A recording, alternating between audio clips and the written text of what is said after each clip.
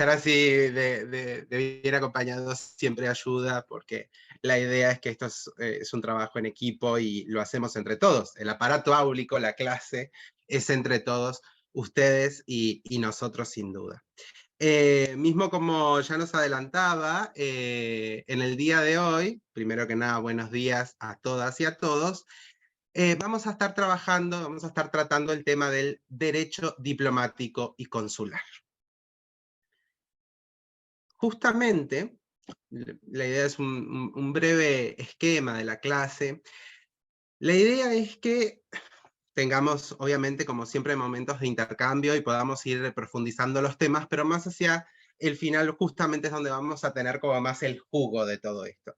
Al principio entraremos un poco en la introducción, el concepto, algunas palabras o términos, expresiones que voy a estar utilizando y que no se usan o que pueden llamar a error, entonces también las voy a puntualizar en un breve glosario que ya les queda para más adelante, si después quieren hacer un essay o tratar más en profundidad el tema, incluso consultar las fuentes bibliográficas que les dejo. Justamente la clave, y es lo que voy a intentar dar, es introducir, es decir, aterrizar sobre este tema, sobre esta subrama del derecho, y sumado a algunos ejemplos, algunas visiones concretas. La idea es entender, primero que nada, el dibujo que se hace a nivel internacional de la diplomacia clásica. ¿Por qué puntualizo lo de la diplomacia clásica? Y es que tenemos otros tipos de diplomacia. Eso los vamos a estar viendo la semana que viene, se los adelanto, exclusiva del momento.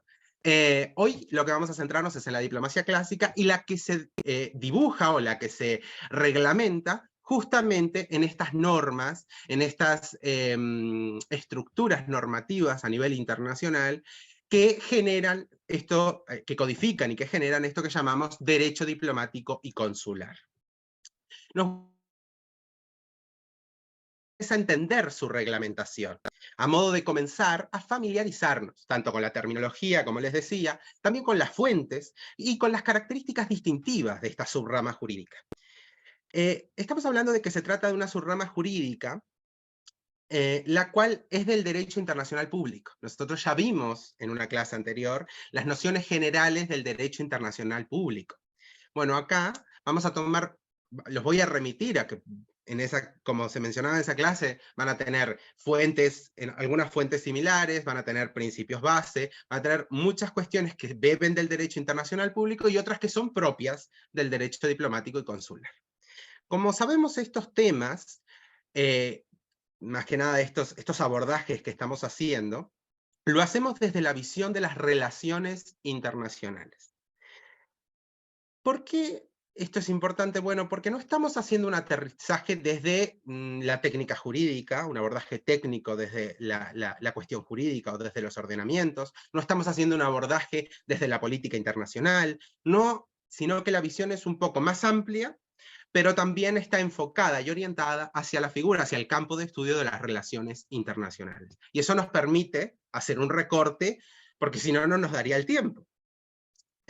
Por lo que justamente orientaremos este abordaje que les digo sobre los vínculos entre estados y cómo se proyectan, es decir, cómo se proponen dichos vínculos en términos del relacionamiento exterior de cada estado y también, por supuesto, de los sujetos de la comunidad internacional, esos sujetos de derecho internacional público que están reconocidos, que tienen personería internacional, que ya los vimos en la otra clase sobre derecho internacional. A fin de tener, porque uno dice, bueno, no me interesa, hay gente que se dedica a las relaciones internacionales y no es demasiado afín al derecho, está perfecto, es una de las grandes, de los tres grandes pilares, cuando les expliqué la teoría de los tres pilares.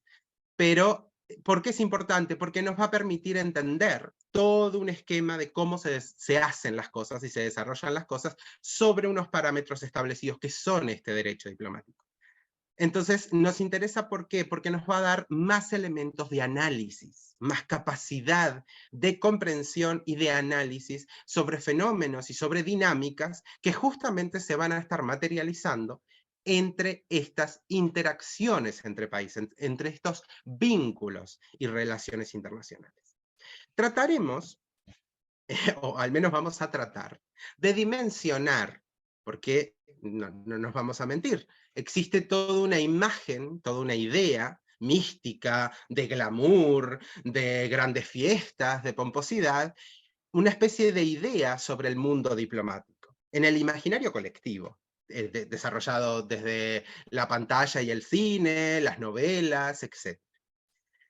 Lo que me importa es que, más allá de esas cuestiones que uno puede traer, cómo contrastamos esas imágenes que tenemos justamente sobre características formales o específicas, como es, en este caso, algo fáctico, que es la regulación sobre esto, y que además no surge sobre la mera costumbre. No es que un día se pusieron a generar relaciones exteriores un país con otro y estipularon todo el marco jurídico, sino que se da en un ámbito de comunidad internacional, con un espíritu internacional. Ahora lo vamos a ir viendo, pero justamente lo que nos importa es pensar, esto no surge de la nada y tampoco es por pura manía de cada país o por pura reacción, sino que también, a pesar de la costumbre y de lo consuetudinario, se da la contracara de que hay todo un esquema jurídico y reglamentario. Así que no es por sacarle la mística, pero bueno, también vamos a ver los aspectos formales de todo esto. Ahí tienen una breve definición sobre derecho diplomático y consular de Arbuet Viñali, es un tratadista sobre derecho internacional y derecho diplomático uruguayo, bastante conocido, forma parte de la Escuela de Montevideo, que mismo en su momento han hecho enormes aportes. Así que se los dejo y también tienen el libro en la bibliografía por quien quiera ampliar sobre lecciones de derecho diplomático. Debemos aclarar, o sea, toca aclarar, que dado que justamente este no es un enfoque jurídico técnico, yo no voy a estar abordando las distintas cuestiones doctrinarias sobre dónde posiciono el derecho diplomático y consular, o dónde corresponde, si se trata de una rama, si no lo es, si es un derecho autónomo, dónde lo pongo. Simplemente voy a marcar directamente la posición, y es que entendemos al derecho diplomático consular como una rama especializada o una subrama del derecho internacional público. Por ende, su naturaleza, su fuente, sus sujetos, sus principios, sus métodos de interpretación y de integración se toman del derecho internacional público, algo que ya estuvimos viendo anteriormente. Cabe además puntualizar que sí que es de fuente principalmente convencional. Si bien cuando hablábamos del derecho internacional público mencionábamos varias fuentes, aquí sí que podemos distinguir una fuente principal, una fuente preponderante a la hora de dónde está reglamentado. Y decimos que justamente es una fuente con ciertos principios propios, es decir, vamos a ver principios generales del derecho diplomático y consular que son específicos, más allá de que interactúan con los principios generales y rectores del derecho internacional público. Las formas del relacionamiento, es decir, ¿por qué nos importa entender un poco la fuente y también entender dónde marco este derecho? Porque nos va a importar en cómo se instrumentan, cómo se van materializando esas formas de relacionamiento entre los estados. Y además nos van a dar los parámetros, hasta acá sí, hasta acá no, en base a este esquema, y esto es lo mínimo que yo puedo esperar. Toda una serie de elementos que el Estado, cada uno de los estados que están en esa relación, van a tener como elementos generales. Después cada uno va a generar sus aspectos particulares, pero vamos a tener como una especie de mínimos a los cuales apelar o recurrir a la hora de entender y de leer esas relaciones entre estados. Relaciones diplomáticas, por eso es diplomacia clásica. Por cuestiones de tiempo, hay que puntualizar, me gustaría, pero no es posible. Me voy a centrar en el esquema actual del derecho diplomático consular. ¿Qué quiere decir? Que lo estoy haciendo, exponiendo el derecho diplomático consular actual en términos de lo que se genera después de la segunda mitad del siglo XX, después de la Segunda Guerra Mundial y ya con la presencia de Naciones Unidas en el mundo. Ese es el que vamos a estar mirando. Claramente estoy dejando fuera otros modelos históricos, desde la Grecia clásica, pasando por Westfalia, etc. Todo eso no nos lo podemos permitir por términos de tiempo, pero sepan que están, y si a alguien le interesa el enfoque desde la historia de las relaciones internacionales, también evidentemente puede ampliar hacia ese lado. Me interesa porque quizás hoy, yo nunca hablo de relaciones exteriores, hablo de relaciones internacionales, que es como un término mucho más grande y mucho más amplio. Pero hoy sí he mencionado un par de veces relaciones exteriores o vínculos exteriores de los estados. ¿Por qué? Porque podemos usar como sinónimos las relaciones diplomáticas y consulares de un estado con otro como relaciones exteriores. No es lo mismo, porque ya lo venimos viendo, hablar de relaciones internacionales que hablar de relaciones exteriores, ese mero vínculo entre estados y la proyección de un estado a nivel político y diplomático con otro, o para el exterior, esa imagen que se proyecta, pero sí que hoy voy a estar utilizando el término. Lo aclaro ¿por qué? Porque esta terminología justamente se centra en hablar de las relaciones diplomáticas, siendo que las relaciones internacionales son un concepto más amplio que abarca más tipos de sujetos y más relaciones, además de otras características. Como les decía antes, es una cuestión didáctica y creo que es útil. Voy a estar usando varias de estas expresiones en diversos momentos. Por eso les quise dejar como un breve glosario. No es hiperrelevante, pero les queda, y si siguen tratando el tema, y los vamos a estar mirando en la clase que viene, ya lo tienen acá. Este breve glosario básicamente es un par de expresiones que son propias del área y que además les va a servir a modo de ayuda a memoria también. El estado receptor, bueno, nos referimos al país anfitrión. Es decir, tenemos un estado que tiene relaciones diplomáticas con otro, un estado envía una misión diplomática a otro. El estado que recibe la misión será el estado receptor y el estado que la envió, la cual fue aceptada, es el estado acreditado. La misión diplomática podrá ser permanente o podrá ser, normalmente pensamos en las embajadas, eso sería una misión diplomática permanente, y otras veces tenemos situación de misiones temporales, misiones diplomáticas temporales. Conjunto de agentes y también los espacios físicos. La misión no solamente son las personas, sino también los locales, las residencias y los espacios que comportan a la misión. El jefe de misión, porque muchas veces nos gusta hablar de embajador o de cónsul, pero eso en realidad son cargos del escalafón diplomático. No necesariamente tiene por qué ser un embajador el jefe de una misión, puede no serlo, puede ser un ministro consejero, por ejemplo, o puede ser otra figura. Lo que nos interesa es que se le va a llamar, en realidad lo relevante es el jefe de misión. Será el máximo cargo del escalafón, en este caso, acreditado en esa sede. El cuerpo diplomático. Esta confunde, porque todos podemos hablar y oír sobre el cuerpo diplomático, pero tiene dos conceptos en uno. Es decir, el cuerpo diplomático es todos los agentes diplomáticos de un país acreditados en el extranjero. Es decir, si tomamos, por ejemplo, supongamos Perú, Perú tiene agentes, supongamos, en 100 estados, tiene relaciones diplomáticas y misiones diplomáticas en 100 estados distintos, su cuerpo diplomático son todos los agentes diplomáticos en esos 100 estados acreditados, que son peruanos, ¿ok? Pero también Perú va a tener un cuerpo diplomático extranjero, que es todos los agentes diplomáticos de todos los estados que tienen sede o que están acreditados en su país, comportan el cuerpo diplomático extranjero de Perú, que están en Perú. Es decir, tengo un cuerpo diplomático dentro del país, que es el acreditado de países extranjeros, y tengo un cuerpo diplomático, se usa la misma expresión para ambos, que es mi cuerpo diplomático acreditado en el extranjero. Lo digo porque puede confundir en algunas lecturas o en algunos aspectos. Y después los representantes internacionales de un Estado, habitualmente, y los que pueden obligar al Estado internacionalmente, firmar tratados, etcétera, van a ser de forma típica, estos son los ejemplos típicos, los especialmente reconocidos, el jefe de Estado, el jefe de gobierno, el ministro de Relaciones Exteriores o canciller, los jefes de misión y el resto del cuerpo diplomático en el caso de que no hubiera un jefe de misión. Por supuesto que en casos específicos o en distintas circunstancias pueden ser otros ministros u otros miembros del gobierno, pero normalmente lo que nos importa los efectos concretos de las convenciones, estamos hablando de los representantes internacionales son estos, ¿ok? Los típicos.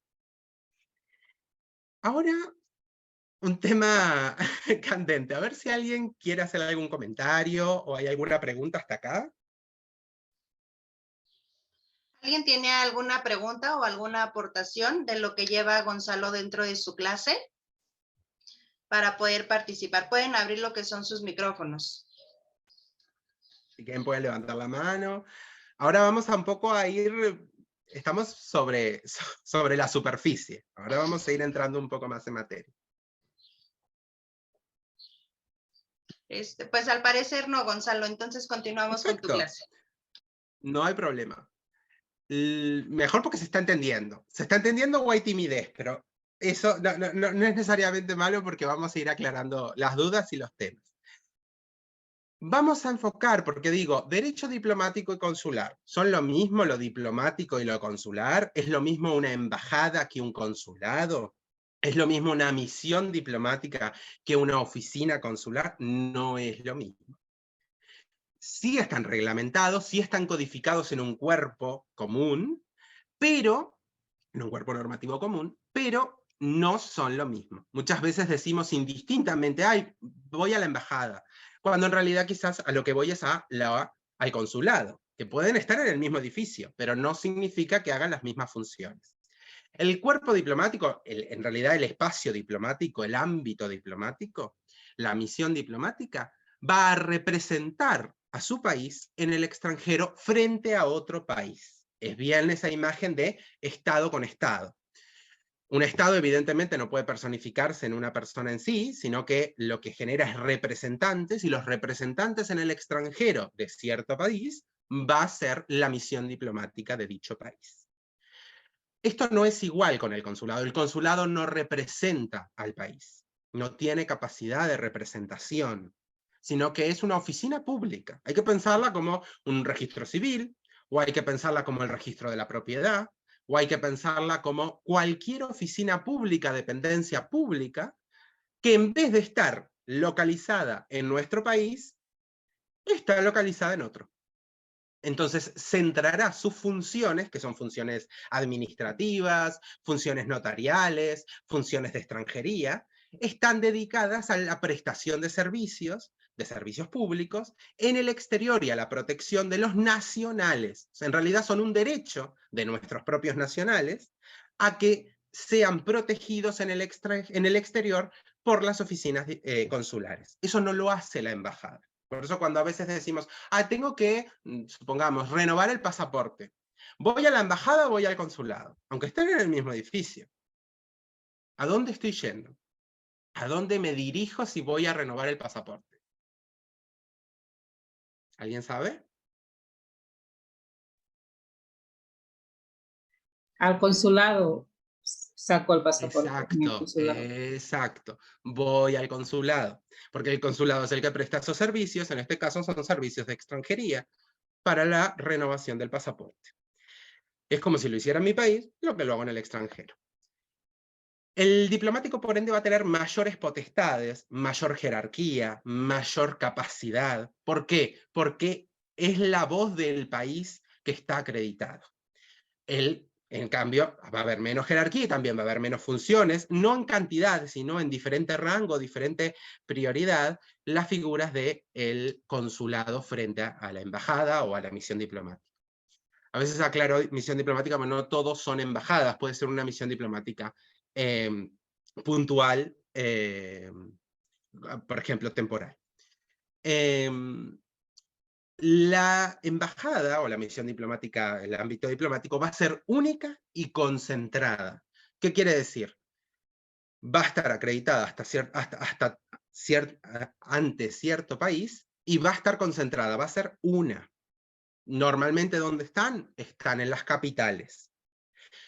Es verdad que tenemos estados que tienen varias capitales, entonces en ese caso normalmente van a estar o en la capital política o en la capital administrativa, donde dicho país haya estipulado que se va a estar acreditando al cuerpo diplomático extranjero y a las misiones diplomáticas. De hecho, es muy normal, por una cuestión que lo vamos a ver más adelante, una cuestión de protección de los cuerpos diplomáticos y de las embajadas, que se fije, normalmente en los mejores barrios de las capitales, que se estipulen las zonas donde los cuerpos diplomáticos pueden tanto vivir como establecer sus embajadas. Es poco usual que en lugares alejados o fuera de la capital se hayan estipulado embajadas y que el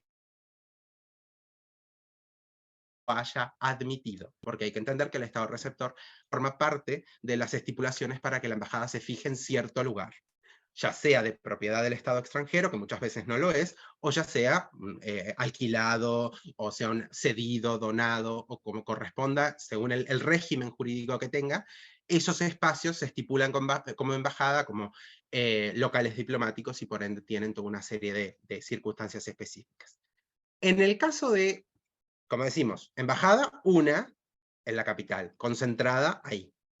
Diferente los consulados. Los consulados no tienen por qué ser únicos, puede haber muchos, otras veces no. En países pequeños obviamente va a haber un consulado general y ya está, pero normalmente en países grandes vamos a tener tanto un consulado general en la capital, más otros consulados generales en grandes ciudades, más agencias consulares, más viceconsulados, repartidos en el país. ¿Por qué? Porque puede haber una gran diáspora de nuestra población que requiera de los servicios y no todos tienen por qué viajar hasta la capital para poder tener esos servicios. Entonces es mucho más habitual que estén distribuidos geográficamente cuando el país es muy grande o cuando amerita la cantidad de extranjeros de nuestro país en dicho país. Entonces, estas son algunas de las cuestiones. Cuando entremos también en las prerrogativas y en algunas de las protecciones de máximo nivel, vamos a ver que yo no voy a especificar todo exacto, pero sí dar una idea de que el diplomático tiene protecciones mayores frente al consular. Es decir, no va a estar igualmente protegido o va a tener las mismas prerrogativas el funcionario consular o el consulado que el local diplomático o el agente consular, el agente diplomático. ¿Ok?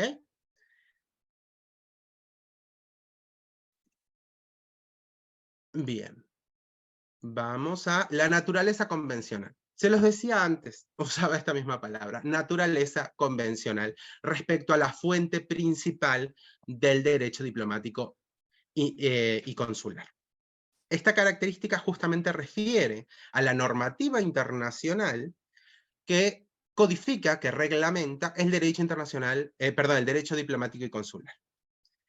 ¿Qué quiere decir? Que tenemos varias convenciones internacionales que son de carácter multilateral, que son de espíritu universalista y que justamente han tenido todo un conjunto, desde Naciones Unidas, todo un conjunto de países que las han permitido tanto entrar en vigor como generar un marco, una codificación de un marco normativo general, universal, que aplica a las relaciones exteriores, a las relaciones diplomáticas entre los distintos estados y también con las organizaciones internacionales. Estas convenciones justamente establecen un marco general y unos parámetros regulatorios. Yo puedo hacer lo que sea, es a la buena o mala voluntad. En otras épocas hubiera sido así, a la buena o mala voluntad, al buen estado de las relaciones entre un país y otro. No tengo una base. Bueno, sí la tenemos, tampoco es una cosa tan antigua, estamos hablando que es desde los años 60, que comienza a estipularse y a reglamentarse. De hecho, estos son los de firma, los años de entradas en vigor son un poco posteriores. Justamente, más allá de estos aspectos generales, los vínculos concretos de cada estado, porque me importa que entiendan una cosa. Yo tengo una base regulatoria, tengo todo un conjunto de artículos, disposiciones, normas, que estipulan un marco general. ¿Pero eso significa que es el todo? No. Eso lo que me dice es que tengo un piso, tengo como una estructura sobre la que construir y sobre la que interpretar estas relaciones. Pero, evidentemente, la relación entre un país y otro puede tener características especiales, por amistad, por fricciones, por tensiones, por diversas coyunturas. Entonces me va a interesar entender dos cosas. Tengo una naturaleza principalmente convencional, porque tengo convenciones, pero además está la característica de la costumbre, lo consuetudinario entre los distintos países. ya sea que el propio país proyecte una imagen específica, belicista, pacifista, humanista, autárquico, etcétera, o ya sea que el país, en virtud de que tiene muy buena o muy mala relación con otro, puede estipular diferentes tratamientos. Lo cual no significa que esté ignorando estas normas que vemos. Las va a usar de mínimos, pero a veces tengo por encima o por debajo distintas circunstancias. Por eso me importa que entiendan que hay estas convenciones, que está muy bien, quien quiera profundizar evidentemente va a tener que acudir a estas normas, que son bastante completas, tienen mucho regulado, pero también es verdad que no es el todo, porque muchas veces entre los propios países hay matices, hay aspectos concretos. De ahí que la base, justamente la base convencional, no sirve de estructura inicial, y justamente para conocer esos mínimos regulatorios, a los que se debe sumar el desarrollo consuetudinario, como les venía diciendo. Me interesa que justamente estas convenciones que codifican el derecho diplomático y consular parten desde ese espíritu del artículo 13 de la Carta de Naciones Unidas, falta una N, me doy cuenta, de la Carta de Naciones Unidas, que justamente nos hablaba de estipular o de marcar las relaciones para que se establezcan relaciones de amistad entre los estados. Entonces esa visión de un mundo interrelacionado, con vínculos entre los estados, se van a ir generando, bueno, ¿cómo regulamos esas relaciones, o esas relaciones diplomáticas, esas relaciones exteriores? Recuerden que digo exteriores y no internacionales. Todas estas convenciones integran una unidad normativa. Es decir, yo las voy a leer en conjunto, aunque son 4 documentos separados, los leo en conjunto y voy a interpretar en base a esa base normativa codificada. Tengo la Convención de Viena del 61, que es la primera, se la entiende muchas veces como la Convención Madre. ¿Por qué? Porque justamente regula las actividades y el estatuto de las misiones diplomáticas permanentes de Estado a Estado, lo que podríamos llamar las embajadas. No necesariamente, pero bueno, es para que más o menos lo entendamos. No solo decimos, o sea, se usa el concepto de misión diplomática porque a veces decir embajada no aborda todo. Incluso tenemos ejemplos simplemente de lingüística. Por ejemplo, si yo digo la nunciatura apostólica acreditada ante Argentina, ¿estoy hablando de una misión permanente de Estado a Estado o no estoy hablando de una misión permanente de Estado a Estado? ¿Entra en la Convención de Viena del 61? No es una embajada, es la nunciatura apostólica. ¿Alguien sabe lo que es la nunciatura apostólica? ¿Le suena? El nuncio y la nunciatura. Si no, no pasa nada. Para que entiendan, en realidad viene a ser lo mismo. A ver si alguien se anima a decirme qué es la nunciatura apostólica. Tenemos a Eliseo que va a participar, Gonzalo. Adelante, Eliseo. Buenas tardes. Adelante. Buenas tardes. ¿Me escuchan? Sí, Eliseo. Sí, se escucha. Bueno, ya la otra pregunta la voy a buscar porque el profesor estaba explicando bien claro y explícito. Yo me tuve una pequeña duda con esto de la nunciatura apostólica que yo estudiaba teología ahí con un seminario y no entiendo bien. Claro, o sea, aquí en mi país hay una nunciatura apostólica. Esa nunciatura apostólica, mi pregunta es, ¿no tiene nada que ver con el poder con el poder legislativo? ¿O independientemente hay una vinculación? Sí, es independiente del poder legislativo. Sí. ¿Sí? La nunciatura apostólica, claro, la nunciatura apostólica nos importa para este tema porque justamente es otra forma de misión diplomática. No le llamamos embajada, le llamamos nunciatura apostólica. Él mismo trae la figura de la teología y es que importa, ya que la nunciatura apostólica es la misión diplomática permanente de la Santa Sede. El Estado Vaticano, que es un país más, en vez de enviar embajadas, envía nunciaturas apostólicas. Pero en realidad es una embajada. Si lo comparáramos, es lo mismo que una embajada. Lo que no se llama embajada, se llama nunciatura apostólica y no se llama embajador, se llama nuncio de la Santa Sede. Entonces, por eso a veces decimos la fórmula de misión diplomática permanente y no embajada. No es porque nos guste, sino que muchas veces no abarca todos los ejemplos. Y la idea, la norma, es que se abarquen todos los ejemplos posibles. Por eso, no es que tenga un vínculo con el Estado, perdón, con el Poder Legislativo, si era la pregunta, sino que la Nunciatura Apostólica es la representación de la Santa Sede en dicho país. Significa que dicho país tiene relaciones diplomáticas con el Vaticano, con la Santa Sede, el Estado Vaticano. Entonces esas relaciones va a significar que ese país, supongamos que fuera México, va a tener una misión diplomática en la Santa Sede, en el Vaticano, y viceversa. La Santa Sede va a tener ya no una embajada, sino una nunciatura apostólica en México, ¿ok? En Ciudad de México. Para ser concretos, como dijimos, la nunciatura apostólica va a estar, igual que las otras misiones diplomáticas, en la capital. Normalmente, puede haber acuerdo específico en contrario, pero es el estándar. Yo hablo normalmente del estándar general. Es un tema que a veces sale en la prensa, o se habla del nuncio, o se habla de la nunciatura, y no sabemos qué es. Incluso puede sonar algo religioso, pero en realidad, más que una cuestión eclesiástica per se, es una cuestión gubernamental de la Santa Sede. La nunciatura apostólica, que en realidad hace las funciones de representación de la Santa Sede y del Palacio Apostólico, por supuesto. La Convención de Viena del 63 regula todo lo referente a las actividades y al estatuto de las oficinas consulares y de sus funcionarios. Imagínense que lo que yo les comentaba antes sobre diferencias generales, algunas pocas, entre la embajada y el consulado, podríamos estar 5 clases diferenciando entre embajada y consulado, si tienen hasta dos convenciones distintas. Como se imaginarán, las disposiciones son enormes y las diferencias a veces son pequeñas o pequeños matices de expresión y otras veces son enormes. En una hora, la idea es que entiendan que no es lo mismo el ámbito diplomático que el ámbito consular, pero esa es la idea. No vamos a puntualizar aspecto por aspecto porque no me daría el tiempo. Pero sepan que si a alguien le interesa más la cuestión consular, tiene que ir al 63, y si a alguien le interesa más la cuestión de las misiones diplomáticas permanentes, embajadas, etcétera, tiene que ir al 61. La Convención de Nueva York del 69, acá especiales de Estado a Estado con carácter temporal. Yo antes les decía, no todos son misiones diplomáticas permanentes.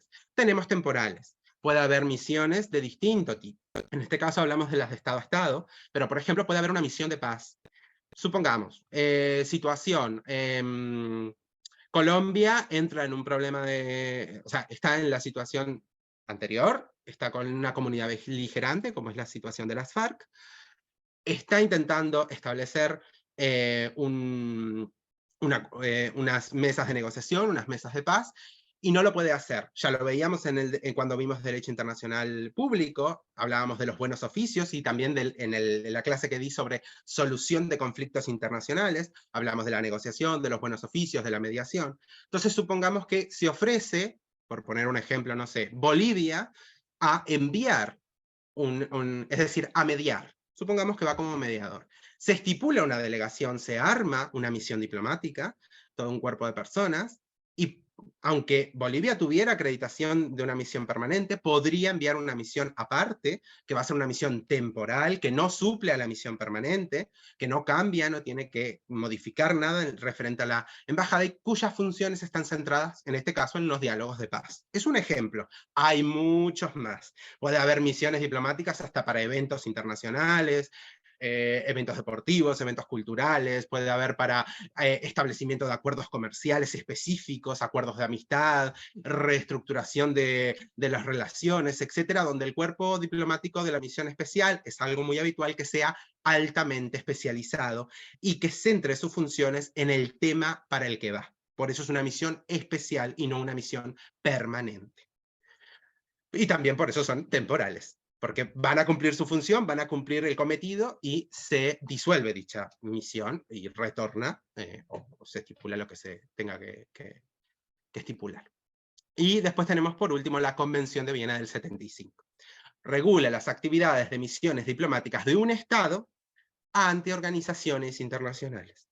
En realidad, no solo tiene que ser leído ante organizaciones internacionales, sino también de organizaciones internacionales con vínculos con otros estados y demás. Pero lo que nos interesa es, porque muchas veces decimos, supongamos, Argentina o Chile está en la Organización de Estados Americanos. Claro, pero ¿hay alguien ahí? están acreditados, la Organización de Estados Americanos está en Washington, tengo una misión, hay una es decir, tengo una misión diplomática cubriendo ese aspecto, o supongamos, la UNESCO está la sede de la UNESCO está en París. México pertenece a la UNESCO. ¿México envía una misión o simplemente aporta anualmente el dinero que tiene que aportar y no va nadie? No, en realidad las distintas organizaciones cuentan, muchas veces si están en la misma sede, la misión permanente puede hacer las funciones de cubrir ante la organización internacional, y otras veces no hay misión permanente en dicho lugar donde puede estar acreditado, y se envía una misión diplomática de un Estado ante dicha organización internacional. Un ejemplo típico es que muchas veces con Estados Unidos tengo misiones que cubren Washington, misiones permanentes que están acreditadas ante Estados Unidos como misión diplomática Estado a Estado, y también cubren con otras organizaciones que están en Washington, pero normalmente no es esa misma misión la que cubre con Nueva York. Que tengo en Nueva York, Naciones Unidas. Entonces tengo misiones diplomáticas de un Estado ante una organización internacional que están en la sede de Nueva York. Por ejemplo, es un ejemplo, pasa en otros muchos países que tengo en distintos territorios, y bueno, no siempre la misión diplomática permanente se puede ocupar de eso porque tiene otras muchas funciones y otros muchos aspectos que cubrir. Es para que entiendan que, bueno, tengo distintos modelos, distintos esquemas, y que hay que leerlo todo en uno. Los quería dejar también con que tuvieran estas convenciones por quien quiera profundizar, quien quiera ampliar el tema. No sé si alguien tiene alguna consulta hasta acá.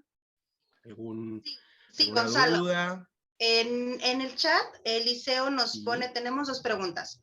Eliseo nos pone, ¿el agente diplomático realiza su función en coordinación con el embajador de cada país? A ver, ¿dónde tengo? Por aquí, sí.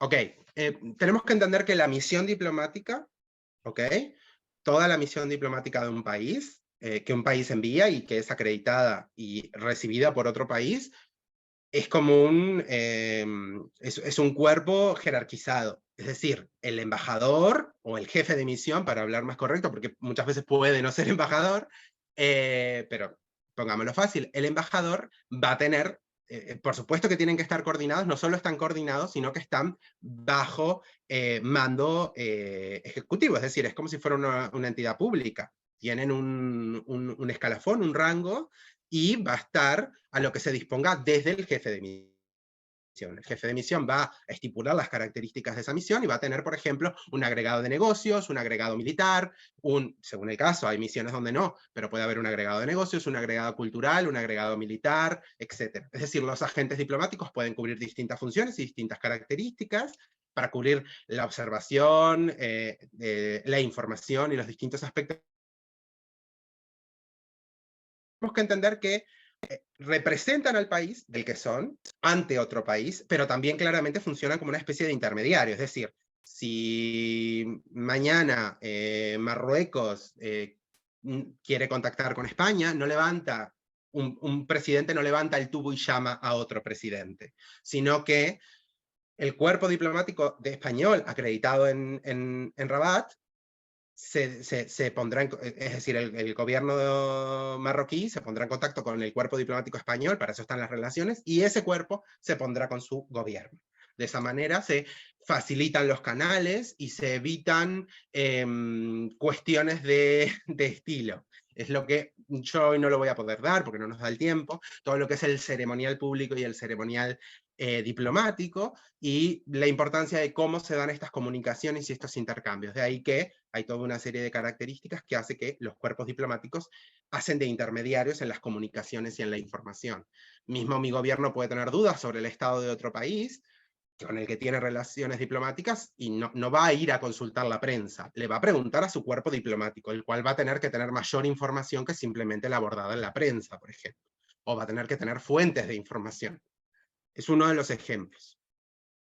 Y después tenemos otra sobre, ¿puede un cónsul ejercer funciones diplomáticas en ausencia del embajador y del personal de embajada por razones de seguridad o conflicto? No. Son procesos distintos. Yo hoy no lo voy a dar mucho, como digo, no estoy abordando en la clase de hoy, por temas de tiempo, todo lo que es el proceso de ceremonial público y ceremonial diplomático, pero para que entendamos, el embajador y los agentes de la misión diplomática, los agentes diplomáticos, van a través de las cartas de estilo, se presentan unas cartas previo todo un proceso interno entre los países que van a aceptar, se van a acreditar, por eso se llaman acreditados, acreditar esos estados, esos agentes ante el estado en el que son enviados, mientras que, a diferencia, en el caso del cónsul, va a ser a través del mecanismo de exequatur. Es un proceso especial, va por otro camino y tiene otras mecánicas. Por eso incluso tenemos casos, por poner un ejemplo, de cónsules honorarios, que no cobran, no son de carrera y tienen muchas menos potestades, muchas menos capacidades, incluso a veces sus vínculos con el país de origen del que son acreditados es mucho menor, etcétera. O sea, la situación es muy variada. No lo son en consulados generales normalmente, pero un tema que sí hay que entender es que la persona puede tener formación diplomática, pero estar acreditado en un consulado. Eso no varía su formación, ni varía su característica en sí, pero sí sus potestades y las funciones que va a cumplir en el extranjero. No va a ser lo mismo un agente diplomático en el extranjero que un agente consular o un funcionario consular en el extranjero. Eso sí hay que entenderlo, porque las potestades y las funciones y también las seguridades, las prerrogativas son diferentes, indistintamente de que haya cuestiones de conflicto o cuestiones de seguridad. Incluso puede variar bastante. Gracias, Gonzalo. Al final del chat tenemos una pregunta de Osvaldo y una de Kerwis Gerardo. Muy bien. Pregunta, bien, en ausencia del cónsul, ¿quién gestiona sus funciones? Bueno, normalmente tiene que haber. Es decir, si tengo relaciones y está en funcionamiento, podría cerrarse la oficina consular so pena de no haber personal o lo que fuera. El Estado tendrá que disponer, el Estado de origen, el Estado acreditado, tendrá que enviar personal a los efectos de que cumpla las funciones. Si el personal no es suficiente, se puede contratar personal, se pueden enviar administrativos o lo que corresponda. En ausencia del cónsul, puede haber un vicecónsul o puede haber otra figura que lo cubra. Eso ya entramos en regulaciones como específicas de cada país y de cómo gestiona su personal diplomático acreditado en el extranjero, pero no sería un problema, porque no entienden que hay un cónsul solo, no es que una persona sola hace el pasaporte y hace, no.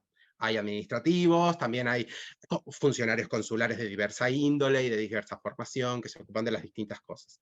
Como decía, desde traducciones, pasando por legalizaciones, apostillados, yo qué sé, cobro de aranceles, o sea, hay muchísimas cosas, es infinita la lista de cosas que hace el consulado.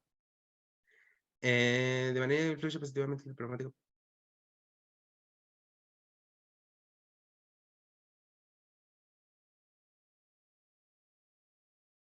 Ok. Bien.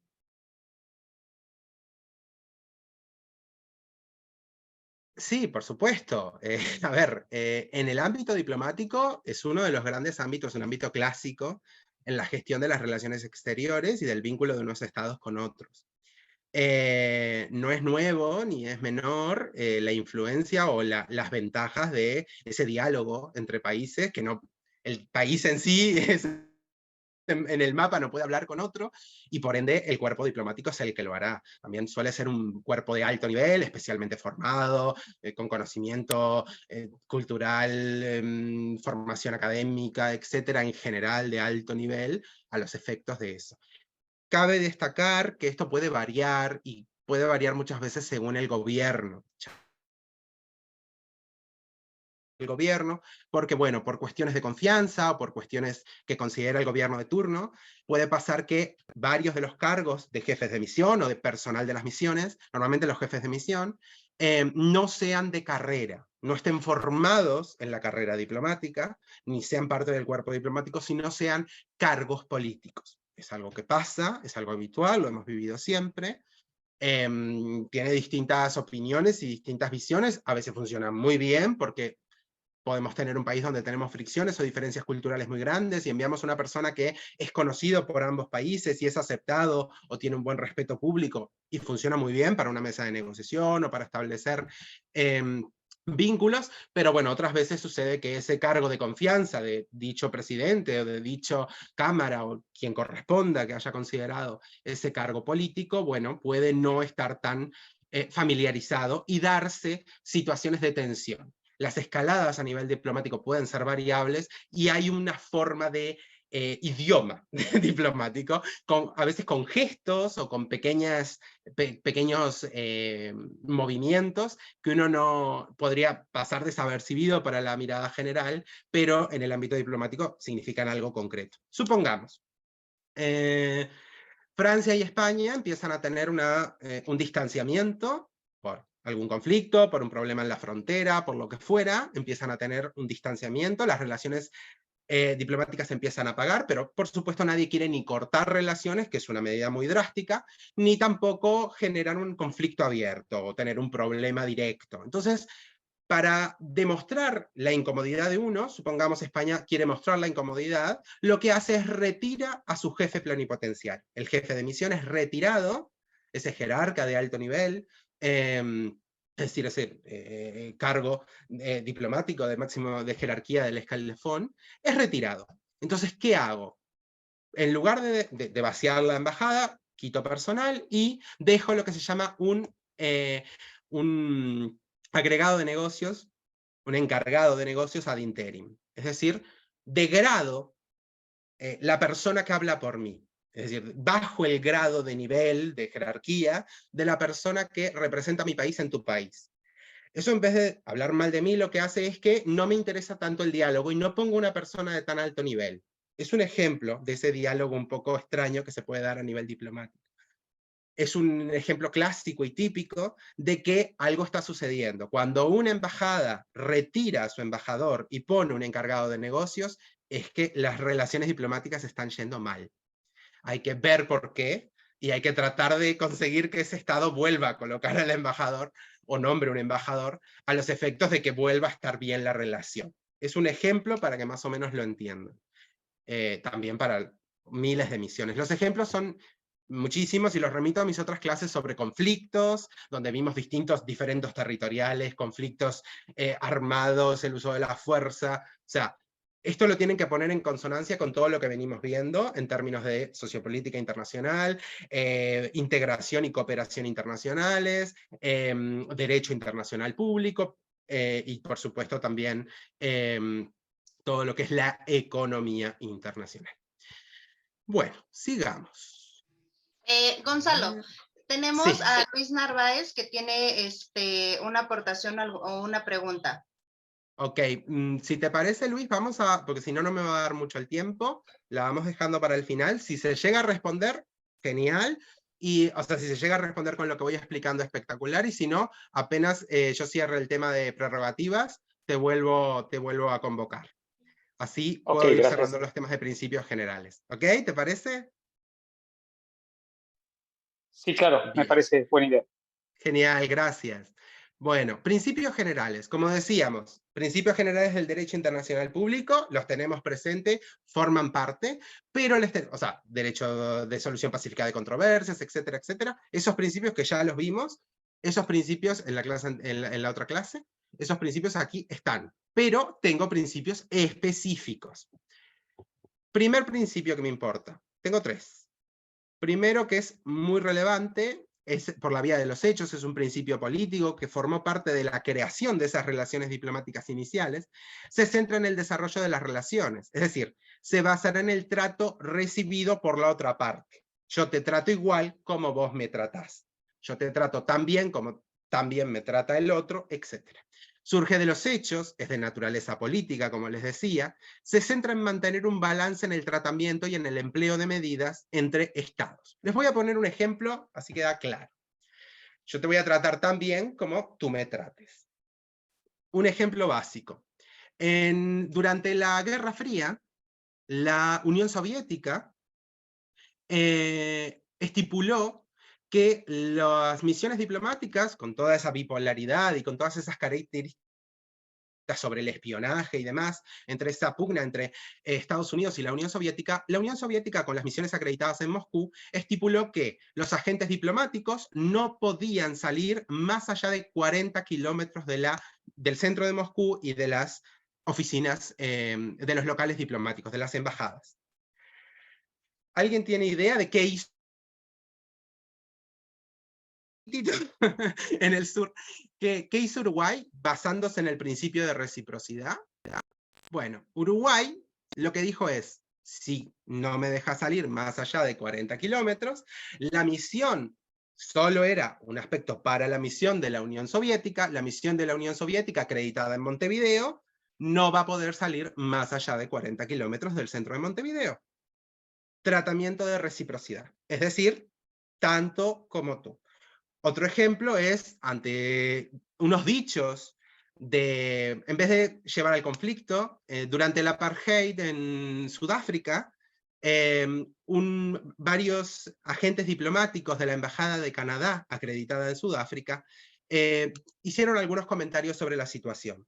Entonces, en vez de, aparte de que no les gustaba cuestiones de raza, etc.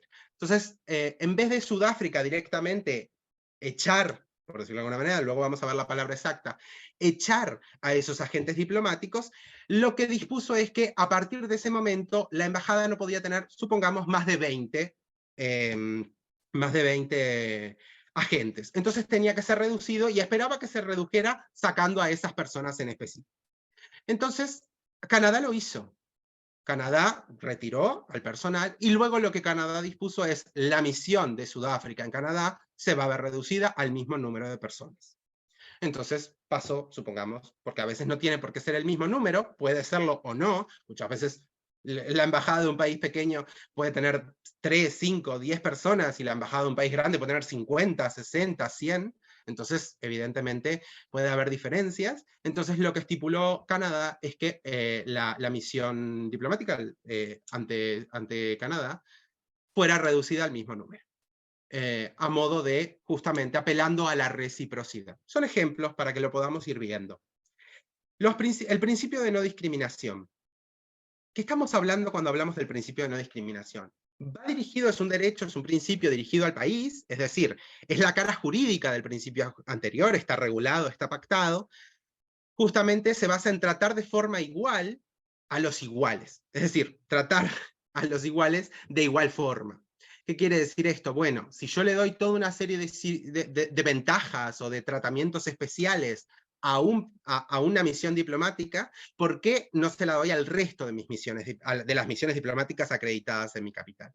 Se debe poner en coordinación, eso sí que es importante, no es ilimitado, se debe de poner en coordinación este principio con el principio de la voluntad soberana de los estados, que ya lo estábamos viendo en el derecho diplomático internacional, en el derecho internacional público.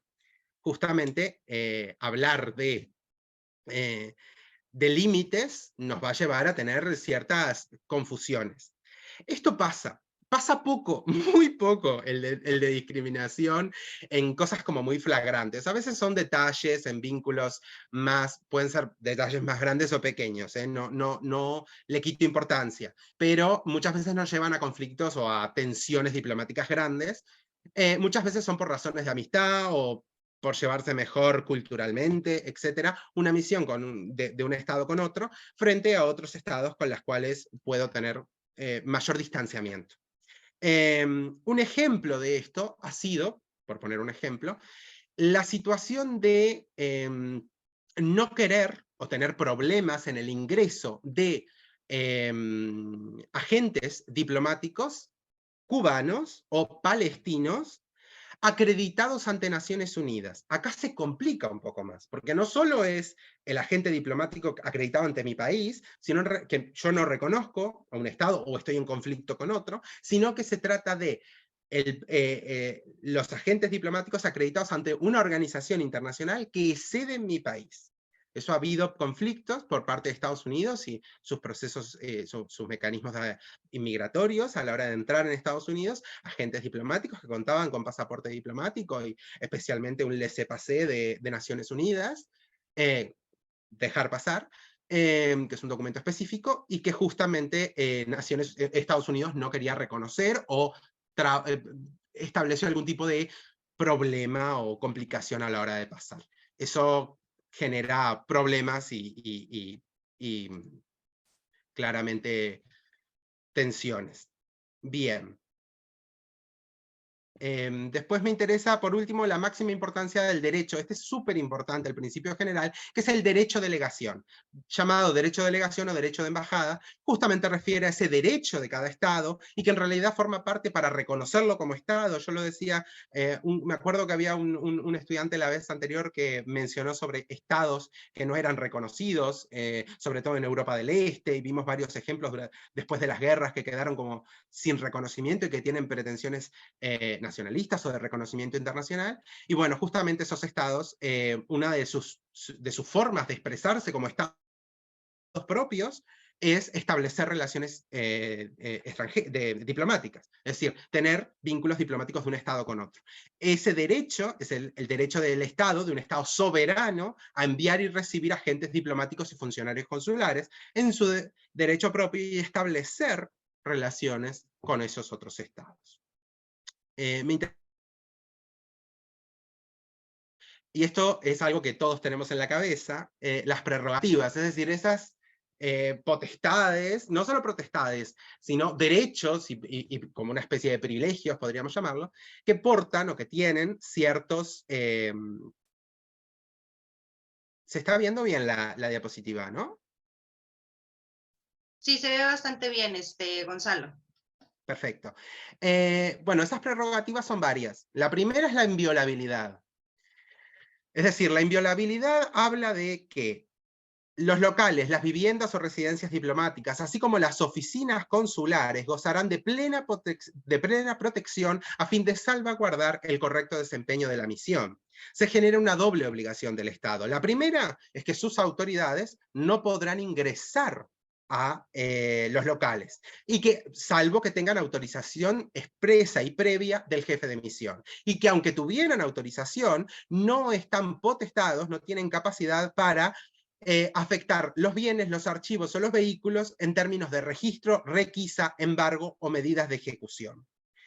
Y la segunda, por supuesto, es el deber pasivo, es decir, por un lado el no entrar y por el otro lado el de dar protección. Es decir, si una embajada estuviera amenazada o estuviera afectada por atentados o posibles atentados, deberá proveer toda la protección que pueda dicho Estado para evitar y que esos espacios estén protegidos. Un ejemplo paradigmático y típico de este modelo es el caso de la crisis diplomática de Teherán. Teherán es la capital de Irán, y la embajada estadounidense acreditada en Teherán tuvo, en el 79, fue cooptada durante las épocas de la Revolución Islámica por muchísimos manifestantes y revolucionarios, lo cual llevó a una toma de rehenes del cuerpo diplomático. Eso Irán en sí no lo frenó, no generó esa inviolabilidad, fue violado el espacio diplomático, lo cual es una afectación. Es un error pensar que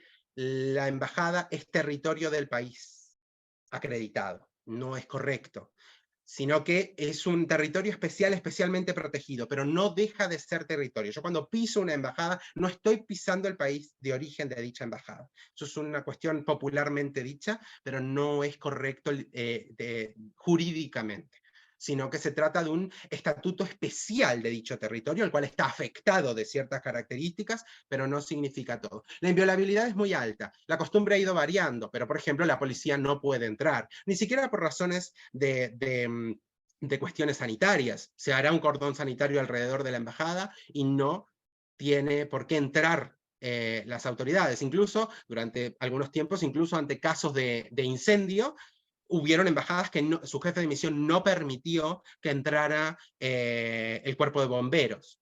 Es decir, en realidad puede ser ante casi cualquier caso donde no se permite. Hay otros ejemplos de violabilidad. Ahora lo vamos a ver en las facilidades. Las facilidades vienen a ser la otra cara, es decir, son las necesarias para el desempeño de las funciones. ¿Qué estamos hablando? Estamos hablando de las facilidades de alojamiento, de circulación, la libre circulación. ¿Cómo me informo de lo que se pasa en un país si no puedo moverme? Que era lo que hablábamos antes con el ejemplo de la Unión Soviética y Uruguay. Después, el tránsito y las comunicaciones necesarias para cumplir las funciones de observación e información, así como, por supuesto, la posibilidad de utilizar los símbolos representativos, oficiales y también los símbolos identificatorios de cada país. El escudo, la bandera, etcétera, algo típico que identifica a las embajadas. Dentro de las facilidades que hablábamos de alojamiento, yo les pongo un ejemplo. Mañana, yo qué sé, Portugal tiene una enorme sequía y programa de forma digital, con una computadora, programa que si se usa tanta cantidad de litros cúbicos por cliente, se corta. La máquina no mira quién es el cliente. Se corta el agua. Entonces, se corta el servicio de agua. ¿Qué pasa? La Embajada de Suecia utiliza el agua porque también lo tiene programado, y los aspersores del jardín, enorme jardín, gastan más cantidad de agua, y el día 5 del mes se corta el agua de la embajada. ¿Qué les parece que puede pasar? Estamos en una cuestión de afectación de las facilidades de alojamiento y de la inviolabilidad de los locales. Aunque parezca algo tonto, lo que tiene que hacer inmediatamente el embajador es llamar al Ministerio de Relaciones Exteriores, es con quien contacta a la embajada, lo diplomático contacta con el Ministerio de Relaciones Exteriores, llamar al Ministerio de Relaciones Exteriores, y el Ministerio de Relaciones Exteriores contactará con su gobierno y por ende con el ministro que corresponda a los servicios de agua, y deberá ser inmediatamente, aunque fuera sin pagar, aunque fuera sin nada, inmediatamente ser devuelto el servicio. Es un método de coacción, no se pueden retirar los servicios. Por eso son locales especiales, no es cualquier idea que tenemos, sino que no todo es un conflicto armado o algo muy grande, sino que puede ser incluso algo tan que nadie tuvo mala intención y se cortó el agua. Eso no puede pasar y se tiene que solucionar inmediatamente. Porque puede ser un método coactivo. La inviolabilidad del personal. Entramos en lo clásico. Los diplomáticos no se tocan. Por supuesto, es una prerrogativa máxima. Viene de la antigua frase, no maten al mensajero. Bueno, tenemos que entender que los diplomáticos son la especie de mensajero de un país a otro. Entonces, a nivel histórico, es el desarrollo más grande de esta prerrogativa, la inviolabilidad del personal, del agente diplomático. Es decir, las autoridades de ningún tipo de un país no podrán, en general nadie podrá, ir o actuar contra agentes acreditados. Ni en su libertad, ni en su integridad física, coercerlos físicamente, ni en su tranquilidad, ni en su dignidad. Justamente a veces esto se complica, y la cuestión de la tranquilidad o la dignidad puede tener otras características. Supongamos, de hecho pasó en Argentina, si no me equivoco, creo que era la embajada francesa, no me acuerdo, acreditan a una persona como jefe de misión, un embajador, el embajador es acreditado, se admiten las cartas de estilo, etc. Es acreditado, empieza a funcionar, empieza a cumplir sus funciones. ¿Qué le pasa al embajador? Bueno, el embajador tiene el problema de que tiene el mismo apellido de una persona muy conocida y de un área poco recomendable, poco bien vista políticamente, de Argentina. Supongamos que, digamos la mafia no lo era, pero no importa. Supongamos que del área del crimen organizado hay un apellido muy habitual, que tiene el mismo nombre, tiene todo igual, y se empieza a hablar de que dicho embajador, que cada tanto salía en la televisión, o que cada tanto estaba en la opinión pública, tenía vínculos. Entonces, entre la afectación de esa dignidad, Argentina lo que termina solicitando es que se retire al embajador. Tiene que pedir, yo no tengo un problema es decir, otras veces la retirada de un embajador es una tensión diplomática, en este caso no lo era un problema con el apellido de ese señor que no tenía ninguna culpa, pero evidentemente provocaba un problema de descrédito a la misión diplomática en su totalidad, y afectaba la dignidad. Argentina no podía proteger la dignidad de dicho embajador. Entonces, lo que solicita al Estado de base, al Estado de origen, al Estado que acredita, solicita que se remita al embajador, es decir, que se lo retire de sus funciones y se nombre otro.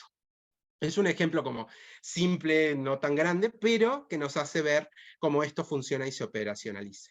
Por último, por supuesto, la inmunidad de jurisdicción. La inmunidad de jurisdicción hace a no poder ser sometido a nivel penal, civil o administrativamente a procesos judiciales o jurisdiccionales. Es decir, ser demandado, etc. Acá hay una gran diferencia, porque la inmunidad de jurisdicción alcanza a los agentes diplomáticos de forma amplia, pero a los agentes consulares, a los funcionarios consulares y a los cónsules de forma funcional. Es decir, si el problema jurisdiccional es fuera de las funciones, sí tendrán que cumplir con la ley en su totalidad.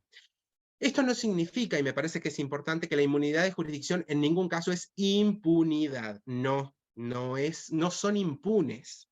Habrá dos mecanismos sustitutivos para que se cumpla con la justicia del caso. El primero será que la persona el agente diplomático puede renunciar a la inmunidad, aunque en realidad no será el agente el que renuncie, sino él será el legítimo poseedor de la inmunidad, que es el Estado.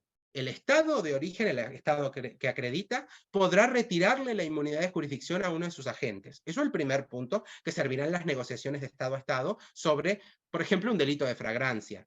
Supongamos, encontramos a una persona que roba, lo hace delante de la policía lo detiene, inmediatamente se notifica que es una persona, un agente diplomático, la policía lo tiene que soltar, pero tengo la situación de que ese mismo agente, ese agente diplomático, bueno, genera un conflicto, una fricción en los derechos del resto de la ciudadanía. Entonces lo que va a hacer ese Estado podrá notificar al otro Estado para que le retire la inmunidad de jurisdicción. No es algo habitual, la renuncia a la inmunidad no es habitual. Entonces pasamos al segundo mecanismo, que es la declaración. Antes decía echarlo, no es que lo eche, en realidad lo que hace es la declaración de persona non grata. Muchas veces lo podemos escuchar. La declaración de persona non grata justamente es eso. Se da una suerte de ultimátum donde yo declaro que esta persona a partir de tal día, normalmente a las 2 semanas o al mes, se le va a declarar persona non grata, se le da un tiempo, una especie de salvoconducto para que pueda salir del país, y si luego de ese tiempo no abandonó el país, será tratado como cualquier otro ciudadano. No tendrá ningún tipo de inmunidad y no se le reconocerá calidad diplomática. Es muy habitual, o sea, existe y es el mecanismo más habitual. Y el último es remitir todas las actuaciones de ese proceso judicial al país de origen. Se haya nombrado persona non grata o no, cuando la persona vuelve a su país de origen, lo que se puede remitir son las actuaciones para que se le juzgue en su país de origen. Por eso muchas veces los diplomáticos no son de nacionalidad. Una característica es que los diplomáticos acreditados de un país ante otro no son de nacionalidad ni siquiera de doble nacionalidad de este segundo Estado, para que el país que recibe no esté en conflicto de que ese ciudadano es súbdito, es decir, está bajo su poder de imperio porque tiene su nacionalidad, sino que sea de otra nacionalidad, sea del país que acredita o de terceros países, pero no de su país propio en el que es acreditado. Eso se trata de evitar siempre por cuestiones. Luego tienen la bibliografía y muchas gracias por su atención. Espero fue condensado, potente, pero bueno, ante cualquier duda, no duden en plantearme. No sé si hay alguna consulta. Sé que Luis quería comentar algo, no sé si lo pude resolver. Si no, adelante. Dale, gracias. Solamente sobre una afirmación que hiciste respecto a la naturaleza de mensajero. Ciertamente el agente diplomático es el mensajero por principio de los intereses de un Estado en aquel Estado donde está acreditado. Sin embargo, si no estoy mal, desde el año 95 en adelante se instauró lo que se denominó la diplomacia presidencial, donde los jefes de Estado se contrataban de manera directa.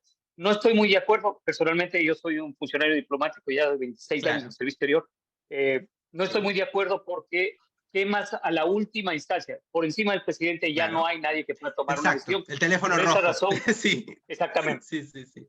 Y claro, y anterior al 95, el teléfono rojo que funcionaba entre Washington y Moscú es una lógica de diplomacia directa, ¿no? Exacto. Era solamente para contar y aportar. No, me encantó, me parece perfecto, pero te me estás adelantando una clase. Acordate que yo al principio dije, hoy vamos a estar dando la diplomacia clásica. Los otros tipos de diplomacia los vemos la semana que viene. Ahí vamos a ver otros tipos. Y uno de ellos es la diplomacia directa. La visión presidencialista que no necesariamente tiene que ser presidencialista, sino de autoridades pares de país a país y saltarse las características del cuerpo diplomático. Es algo que no es conveniente. ¿Por qué no es conveniente? Porque el cuerpo diplomático tiene contacto con el terreno, tiene formación sociocultural sobre el lugar, normalmente sirve de intérprete y de traductor, que no es lo mismo, y además tiene características primordiales y privilegiadas para justamente descifrar incluso el lenguaje no verbal de los interlocutores en el otro lado de la mesa de negociación, algo para lo que no está formado el cuerpo gubernamental. Así es, y somos un fusil por naturaleza. De acuerdo, claro, y perdona la interrupción. Es así. Pero bueno, esa es una característica sobre el presidencialismo que, bueno, a veces es un tema de egos y también, incluso en el cuerpo diplomático se puede afectar con el caso de los diplomáticos que no son de carrera, diplomáticos políticos, de nombramiento político, que también pueden, o sea, tienen esa visión más como directa y pueden ser afectados ante la falta de conocimientos técnicos. Así que sí, sin duda.